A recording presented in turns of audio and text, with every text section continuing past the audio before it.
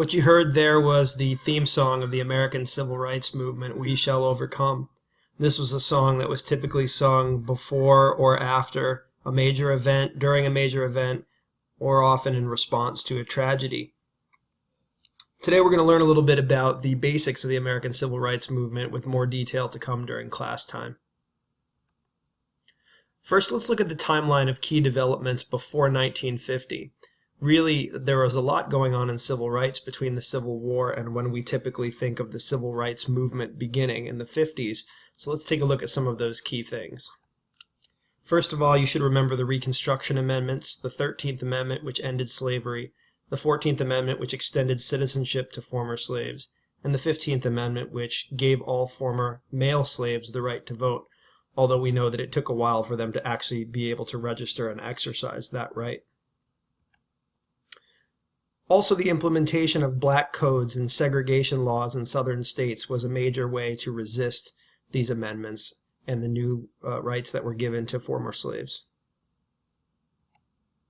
We talked a lot about the different voter suppression or disenfranchisement techniques like white primaries, poll taxes, and literacy tests, which blocked many African Americans from exercising their rights. We also talked extensively about the formation of the KKK and its resurgence in the 1920s. The 1896 Plessy versus Ferguson Supreme Court decision, which basically entrenched the system of segregation, claiming that separate facilities were equal as long as people of both races or all races had access to them. And this basically legitimized all of the state laws that segregated blacks and whites. Many called these Jim Crow laws. These were laws that were meant to keep the races separated in every aspect of life, whether it was at sporting events or in schools, or laws that specifically forbid a white person marrying a black person. Jim Crow was actually a caricature, minstrel character, a singing and dancing entertainment character who traveled around, and he was an exaggerated stereotype of a black man with over-exaggerated facial features, and the way that he talked was very stereotypical of what a Southern former slave would sound like. And the person who played Jim Crow in the movies was a white man in blackface, so that made it even more offensive. Should note at this point that there are actually two types of segregation that exist: de facto segregation and de jure segregation. De facto segregation is segregation that happens by custom or by tradition. And this is what I call lunchroom segregation. This is where people who have similar backgrounds tend to gravitate towards each other in the cafeteria. You guys see this on a daily basis. Maybe, one particular sports team decides that they are all going to sit together, or one particular group of people who have a certain ethnic background or a certain interest, like maybe they're involved in drama, all stay together. And there's nobody that really questions this. It's natural for human beings to stick together in groups of like-minded individuals. But de jure segregation is segregation that's actually implemented and enforced by law or legal code. I think it's good to note that at this point that this was happening all over the country. Both types were happening all over the country. De jure was more prevalent in the South, but de facto was all over the place. I mean, this is the root of white flight, of why white people are leaving the inner cities for suburbs and why African Americans and other racial minorities are staying in the cities. We see this all the time. De facto segregation is not illegal. However, it does have harmful effects on both black and white groups of people because of their lack of exposure to one another. And when you have a lack of exposure between two groups, you typically have misunderstandings and biases and stereotypes that form.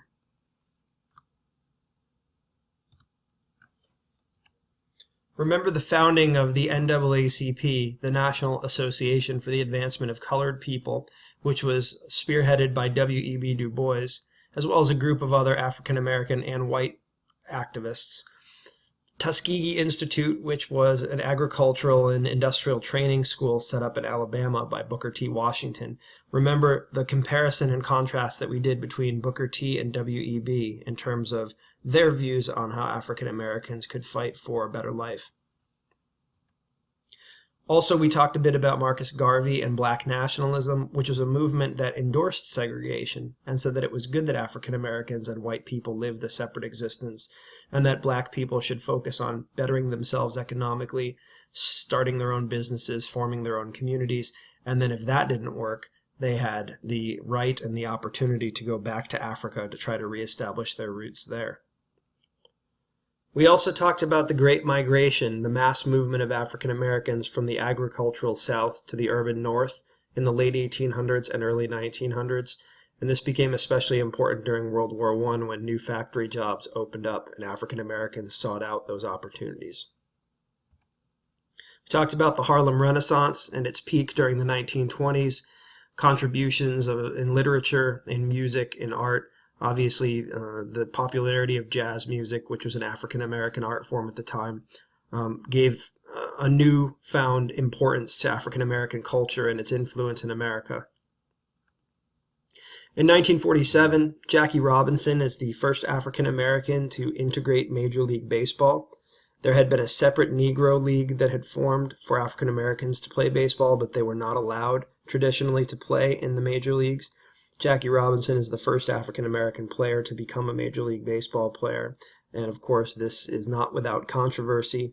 He winds up being a hero to many, coming in with the Brooklyn Dodgers, but often there were people who boycotted games, and even players and managers and coaches who refused to play in the same stadium as Jackie Robinson.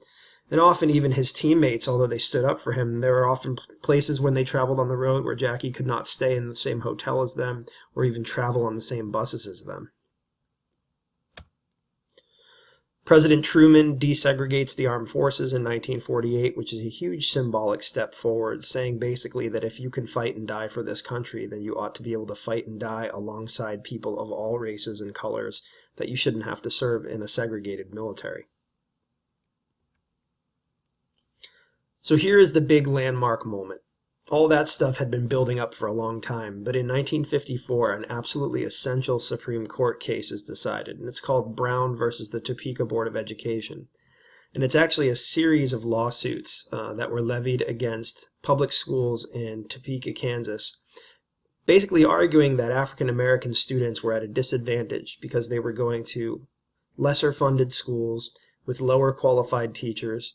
They didn't have the adequate supplies, they didn't have the adequate buildings or desks or books or anything like that, and they said that their white counterparts were basically getting a quality education and they were not, yet they were all paying the same taxes, and that basically African Americans' rights were being denied them. They were not getting equal treatment under the law, as the 14th Amendment says they should. And at this time, it's important to note that the Supreme Court has become significantly more liberal, with Earl Warren as the Chief Justice of the Supreme Court, and they actually take up this case and in the end end up reversing the 1896 Plessy versus Ferguson decision, which basically said that segregation was constitutional. In this particular ruling, the case said that separate is not equal. In fact, that when you segregate races, you rob the dignity of the race that's being cast aside. And so the Brown case serves as a springboard for a lot of different changes that are going to happen regarding civil rights in the 1950s and 60s. In response to this, Southern states issue a major, challenge to the Brown case called the Southern Manifesto, where Southern governors vow to resist the racial integration of schools by any means that they can. And basically say that they're not going to go down without a fight. And this is kind of the remnants of the old Confederacy clinging to that tradition of white superiority or white supremacy and saying that we're not going to have our white children go to school with black children. In a follow-up decision to the original Brown case, sometimes known as Brown 2, the Supreme Court said that schools are to be racially integrated, quote, with all deliberate speed. Now, they don't say exactly how long the southern states have to integrate schools. And by the way, this doesn't just apply to southern states. This also applies to northern states where there may be racial imbalances or segregation. But there's an expectation on the part of the Supreme Court that this integration of the races will happen quickly and that they will make it a priority. and that if they don't, that the federal government will be able to enforce these decisions. So in 1957, there's a major flashpoint in Arkansas when at Little Rock Central High School, 9 African American students become the first students to integrate the school. And we're going to be looking at a video on this in class and talking about it more extensively. But the basic gist of it is that the Arkansas governor, Orville Faubus, basically said that he was not going to allow these 9 students to attend, and that he was going to make every effort that he could to block them from attending. He used the state police and the National Guard of the state of Arkansas to block their entrance to the school. The NAACP sued on their behalf, and the courts agreed that they had a right to go to that school. And so this group, known as the Little Rock Nine, went back the next day only to find that there was no legal protection for them and that there were angry mobs of white people there who basically wanted to stop them from coming into the school and, at worst, to kill them. And so President Eisenhower finds himself in a bind and feels that his job as president is to enforce the decisions of the courts. So in a controversial move, some saw as a controversial move, he used federal troops to enforce the decision, to force the governor of Arkansas to allow these students to attend, and then those federal troops stayed on campus for the entire school year to protect these 9 students and to escort them to their classes to make sure that they were not discriminated against or brutalized.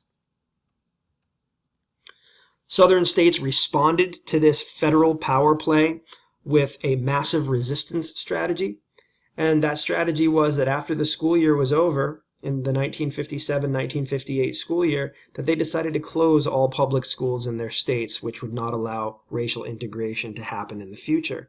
And some of these schools stayed closed for the better part of a decade. Virginia was one of the schools that was part of the massive resistance strategy. And so remember, this was a time period where you could still survive if you didn't have a college degree.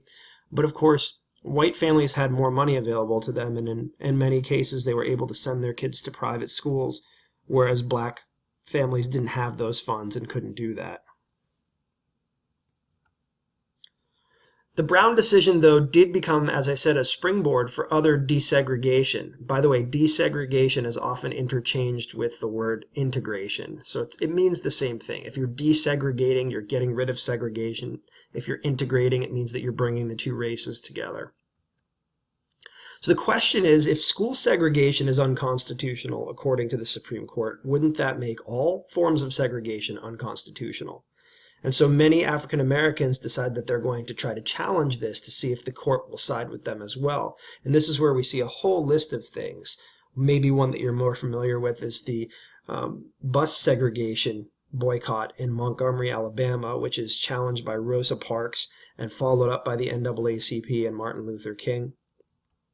We also see in the 1960s students challenging segregated restaurants and segregated lunch counters in department stores, and we see the first of a series of lunch counter sit-ins in Greensboro, North Carolina at a Woolworth's department store, and it then spreads to other cities. But what we're going to start seeing is young people, especially college students, both black and white, are going to engage in these civil disobedience acts to try to challenge the system of segregation.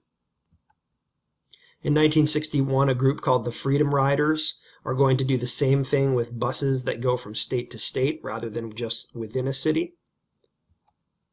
And of course, by 1963, the movement has gotten large enough and gained enough support that they've planned a March on Washington for Jobs and Freedom, which is where Martin Luther King's famous Dream speech takes place.